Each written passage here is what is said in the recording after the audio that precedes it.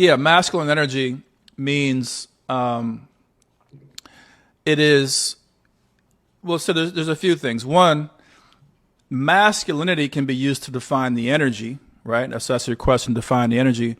But it can also be used to define the state of consciousness. And the state of consciousness means, well, how is it that I'm going to look at the world, and how is it I'm going to choose to move in the world? Will I move in a masculine way, right?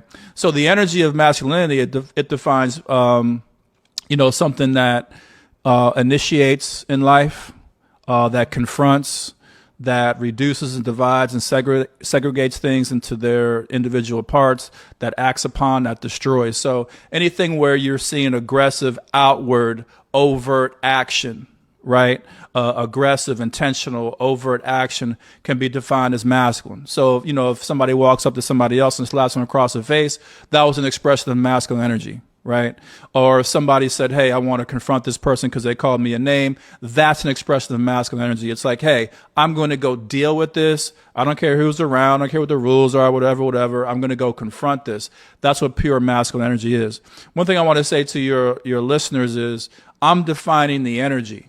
I'm not defining like morality or ethics or any of that bullshit. That's got nothing to do with the energy itself. The energy itself is beyond and supersedes and goes, above, what your judgment is of the action, right? Some people say, oh, well, that was wrong. They shouldn't have done that. Therefore, it wasn't masculine. There are a lot of dating coaches talk about that stuff too. They're getting into ethics and morality. That's a whole separate thing.